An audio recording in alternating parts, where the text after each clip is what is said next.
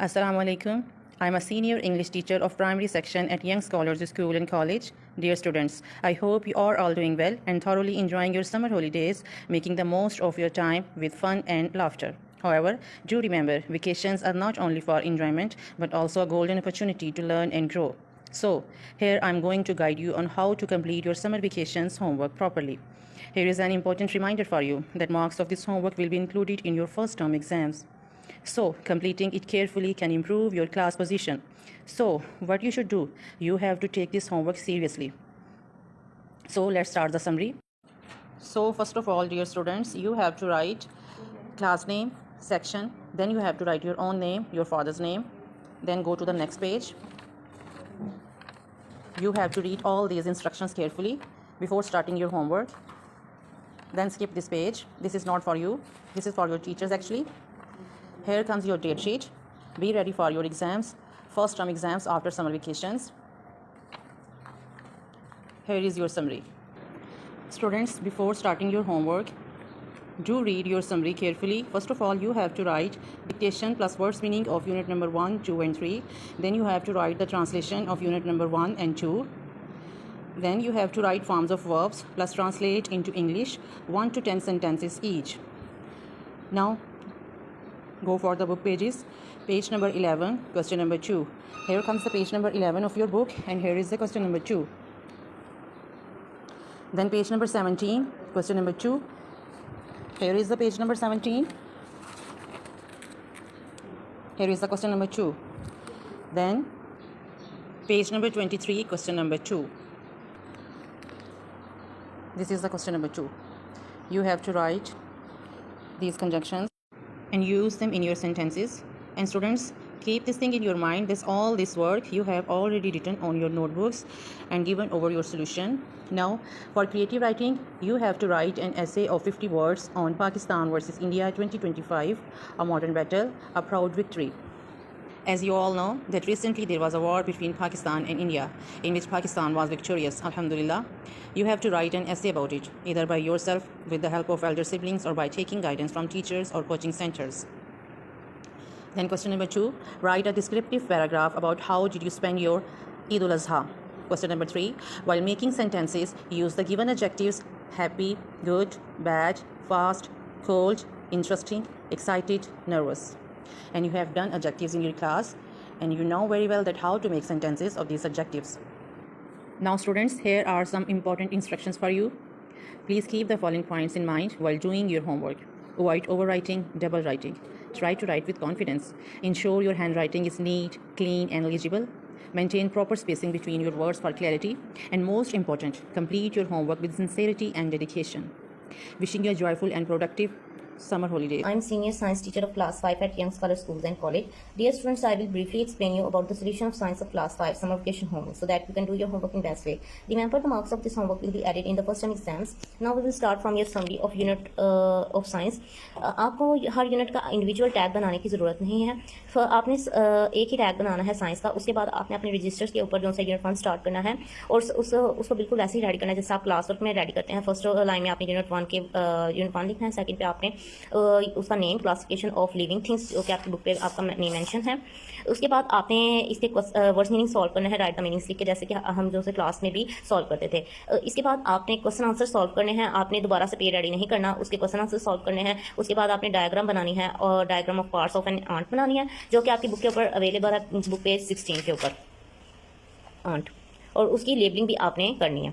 इसके बाद आपने यूनिट 2 स्टार्ट करना है जो कि है यूनिट 2 स्टार्ट करना है. उसके वर्ड्स मीनिंग सॉल्व करने हैं आपने और क्वेश्चन आंसर सॉल्व करने हैं. देन डायग्राम बनानी है आपने types of bacteria and bacteriophage virus जो कि अवेलेबल आपकी बुक के ऊपर बुक पेज नंबर 25 पे. ये टाइप्स ऑफ बैक्टीरिया, ठीक है, और ये है बैक्टीरियोफेज वायरस की पिक्चर. इसके बाद आपने इसके ट्रांसलेशन सॉल्व नहीं करनी बल्कि आपने करना है यूनिट 4, उसके वर्ड्स मीनिंग पहले सॉल्व करने हैं, क्वेश्चन आंसर सॉल्व करने हैं. इसके बाद आपने दोबारा से इसकी जो है ट्रांसलेशन जो है लिखनी स्टार्ट करनी है जो कि है पेज नंबर 24 टू 27. जब आपने ट्रांसलेशन स्टार्ट करनी है दोबारा से आपने पेज रेडी करना है यूनिट 2 और फिर ऊपर लिखना है micro organism translate into Urdu और उसकी ट्रांसलेशन स्टार्ट करनी है आपने बुक पेज 24 टू 27. आपने इसकी ट्रांसलेशन लिखनी है जो कि आपकी वर्कबुक के ऊपर अवेलेबल है. आपने उस उधर से देख के लिखनी है. और इसके बाद आपने लिखनी है यूनिट 4 की ट्रांसलेशन जो कि वर्कबुक पे अवेलेबल है. आपने उसकी कंप्लीट ट्रांसलेशन लिखनी है. इसकी आपने यूनिट 2 की 24 टू 27 लिखनी है. मीन यहाँ तक आपने इसकी ट्रांसलेशन लिखनी है, इससे आगे आपने नहीं लिखनी। इसके बाद मैं आपको साइंस के मॉडल्स के बारे में गाइड करूंगी और चार्ट्स के बारे में कि आपने इनको कैसे बनाना है और कहाँ कहाँ ये प्रेजेंट है। फर्स्ट मॉडल है आपका model to show types of pollution air, water and land, जो कि आपके यूनिट नंबर 4 का मॉडल बन सकता है। इसके अंदर आपको जो सा इसका तरीका भी बताया गया है, इंस्ट्रक्शंस जो से नेक्स्ट पेज पे दी गई हैं। इसके लिए आपने क्या करना है, आपको चीज़ें ऊपर जो अवेलेबल है वो भी आपने ले लेनी है और उसके बाद आपने क्या करना है, एक कार्डबोर्ड लेना है, उसको आपने 3 पार्ट्स में डिवाइड करना है ताकि आप एयर, लैंड और वाटर पोल्यूशन को अलग-अलग आइडेंटिफाई कर सकें। ठीक है, उसके बाद आपने पोल्यूशन जो है एयर पोल्यूशन के लिए आपने क्या करना है, एक फैक्ट्री बनानी है, उसके ऊपर आपने चिमनी बनानी है बॉक्सेस को यूज करके या फिर क्ले को यूज करके, और फिर उसके ऊपर आपने एक स्मोक कॉटन के बॉल्स लगाने हैं और ऊपर ब्लैक कलर लगा देना है ताकि वो जो है शो कर सके स्मोक को। इसके बाद आपने लैंड पोल्यूशन बनाना है, उसके लिए आपने क्या करना है कि एक जो है ट्रैश का पाइल बनाना है और जो आपके पास अवेलेबल है पेपर्स वगैरह या फिर प्लास्टिक वगैरह कैंडी के रैपर, उनको यूज करके आप उसका ट्रैश पाइल बना सकते हैं। इसके बाद आपने वाटर पोल्यूशन के लिए एक ब्लू पेपर यूज करना है और उसके ऊपर आपने ट्रैश के जो पीसेस है वो लगा देना है ताकि वो लगे कि उसके ऊपर तैर रहे हैं। ये आपने एक मॉडल ये बनाना है और आपने बताना है कि ये किस तरह इन्वायरमेंट को हार्म कर रहा है। सेकंड मॉडल है आपका बैक्टीरियोफेज वायरस का, पोलियो वायरस का एंड कोरोना वायरस का, जो कि आपके बुक पेज नंबर 25 पे अवेलेबल है। Corona virus, polio virus and bacteriophage virus आपने इसको इस तरह ही बनाना है। स्टाइरोफोम बॉल आप यूज कर सकते हैं, पेपर यूज कर सकते हैं, टूथपिक यूज कर सकते हैं, क्ले को यूज करके और पेंट को यूज करके आपके इनको जो इंडिविजुअली इसके इंस्ट्रक्शन सीखे हैं कि आपने ये मॉडल किस तरह बनाना है। इसके बाद आपने बनाना है माइक्रोस्कोप का चार्ट बना सकते हैं। इसके बाद आपका एक चार्ट है 5 किंगडम क्लासिफिकेशन का चार्ट, जो कि पेज नंबर 7 पे अवेलेबल है। इसके अंदर आप जो है डिफरेंट एनिमल्स की और डिफरेंट जो ऑर्गेनिज्म उनकी पिक्चर्स जो से यूज कर सकते हैं और इस मॉडल को बना सकते हैं पिक्चर्स को यूज करके, उसकी गिवन एग्जांपल देके। इसके बाद आपने बनाना है माइक्रोस्कोप का चार्ट। माइक्रोस्कोप आपका जो है पेज नंबर 24 पे अवेलेबल है, या आपने इसका मॉडल बनाना चार्ट बनाना है। इसके बाद आपने बनाना है chart to show different types of insects, dragon, wasp and beetle, cardboard को या हार्ट चार्ट को यूज करके। ठीक है, ये आपके बुक के ऊपर अवेलेबल है पेज नंबर 16 के ऊपर। वहाँ से आपने इन जो इंसेक्ट्स हैं इनको आपने shapes first of all cut करनी है, कार्डबोर्ड या हार्ट चार्ट को कट करके इनके पार्ट्स से आपने कट करने हैं और उसको फिर आपने लगाना है किसी चार्ट के ऊपर और उसके अनुसार फिर आपने जो पार्ट्स हैं उनको शो करना है। I am senior math teacher of class 5 at Young Scholar School and College. I will briefly explain you about the solution of maths of class 5. Summer vacation homework 2025. So that you can do your homework in best way, remember the marks of this homework will be added in the first term exams. Now we will start. Maths homework is here. Class 5. Unit 1 exercise 1A question 1. Question 3। अब जिन exercise में question number mention कर दिए गए हैं या parts दे दिए गए हैं, जस्ट स्टूडेंट ने वही सॉल्व करने हैं। एक्सरसाइज 1B क्वेश्चन 3 कंप्लीट करना है solve. Exercise 1C question 3 complete, question 4। Exercise 1D complete solve करनी है। उसके बाद बुक पेज 27 ये कंसेप्ट बेस्ड कुछ क्वेश्चंस हैं जो आपकी क्रिटिकल थिंकिंग से रिलेटेड हैं। इनको सॉल्व करने के लिए आप अपने ट्यूटर्स, पेरेंट्स और नेट से भी मदद ले सकते हैं और स्कूल नंबर पर भी मैसेज करके आप हेल्प ले सकते हैं। इन क्वेश्चन के भी बाकायदा मार्क्स ऐड होंगे।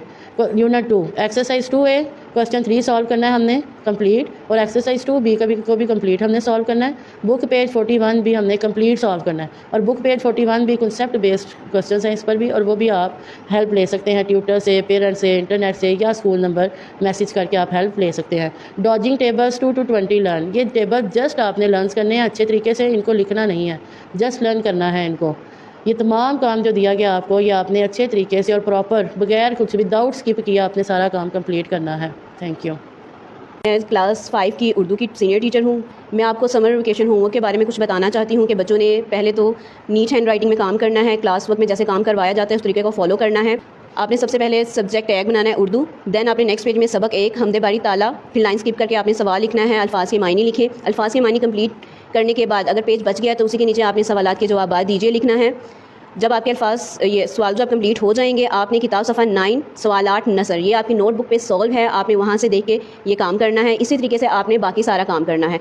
यहाँ जितना भी आपको काम दिया गया है वो सारा सलूशन आपकी नोटबुक पे मौजूद है। इसके अलावा जो भी कुछ ये सिलेक्टिव काम है जो आपने लिखना है, फर्स्ट टर्म में जितना भी आपको सिलेबस नोटबुक पे सॉल्व करवाया गया है वो आपने अच्छे से लर्न करना है, प्रैक्टिस करनी है। आपको मैं आज कुछ बताऊंगी कि आपने मौसम गर्मा की जो छुट्टियां हुई हैं इसमें हमने समर वेकेशन जो दिया है बच्चों को वो किस तरीके से करवाना है ताकि बच्चे अच्छे तरीके से अपना काम कर सकें और अच्छी राइटिंग में करें, क्योंकि इन चीज़ों के जो आप अब करवाएंगे बच्चों को प्रैक्टिस वगैरह, यही चीज़ें बच्चों के आगे काम भी आएंगी। आइए हम समर वेकेशन की तरफ जाते हैं। मैं क्लास 5 की टीचर हूँ। ये अब आ गई है इनकी समरी, 5 क्लास की समरी है, सिलेबस समरी है। तो इसके मुताबिक आपने बच्चों को काम करवाना है, लिखने वाला भी और याद भी करवाना है, ताकि बच्चे अच्छे तरीके से याद भी कर लें, उन्हें पेपर्स में मुश्किल ना हो। मैं क्योंकि माशरती उलूम की टीचर हूँ, तो मैं आपको माशरती उलूम के बारे में गाइड करती हूँ कि सबसे पहले बच्चों ने बाब 1 यानी बाब 1 का नाम लिखना है, शहरियत, फिर इसके सवाल जवाब लिखने हैं। उसके नीचे अगर पेज के नीचे जगह बच जाती है तो उसको ज़ाया नहीं करना, बल्कि उसके नीचे से ही दूसरा बाब स्टार्ट कर देना है। इसी तरह आपने सारा होमवर्क करना है और अच्छी राइटिंग भी करना है। I am senior teacher of class 5, young scholar school and college, रावली कैंट। आइए मैं आपको समर वेकेशन 2005 के बारे में ब्रीफ करूंगी, ताकि अपना होमवर्क सफाई के साथ हल किया जा सके, क्योंकि छुट्टियों के काम के नंबर फर्स्ट टर्म एग्जाम में शामिल होंगे। ये बच्चों की सिलेबस समरी है। ये तमाम काम बच्चों ने लिखना और याद करना है। जैसे कि मैं इनकी इस्लामियात की टीचर हूँ, तो मैं इनको इस्लामियात के बारे में गाइड कर देती हूँ। सबसे पहले ये पेज रेडी करेंगे, डेट एंड डे मेंशन करेंगे, बाब 2 लिखेंगे, अमानियात व अबादात। उसके बाद हेडिंग देंगे हिस्सा अवल। हिस्सा अवल के सामने ही हेडिंग दे देंगे ईमानियात। नेक्स्ट लाइन पे हेडिंग देनी है सबक नंबर 1 आखरत। उसके बाद लिखेंगे नीचे वाली लाइन पे सवाल नंबर 1 अल्फाज के मायनी लिखें। एक साइड पे अल्फाज लिखेंगे, दूसरी साइड पे मायनी, और सेंटर में लाइन ड्रॉ करेंगे। अल्फाज जो हैं वो बुक पर दिए गए हैं, सबक के एंड पे अल्फाज मायनी जो हैं वो दिए गए हैं। बच्चों को वहाँ से देख के करवाएं, ध्यान से काम करवाएं अपनी निगरानी में, क्योंकि पॉइंटर से काम करना होता है। तो आपने वाइटों का इस्तेमाल बिल्कुल नहीं करना, कटिंग और वाइटों के नंबर कटेंगे। अल्फाज मायनी लिखने के बाद आपने क्या करना है कि सवाल नंबर 2 लिखना है, सवालात के जवाब दें, और फिर जो सवाल दिए गए हैं नोटबुक के ऊपर करवाए गए हैं क्लास वर्क में, वो तमाम सवालात लिखने हैं। इसी तरीके से फिर अगला सबक रेडी करना है।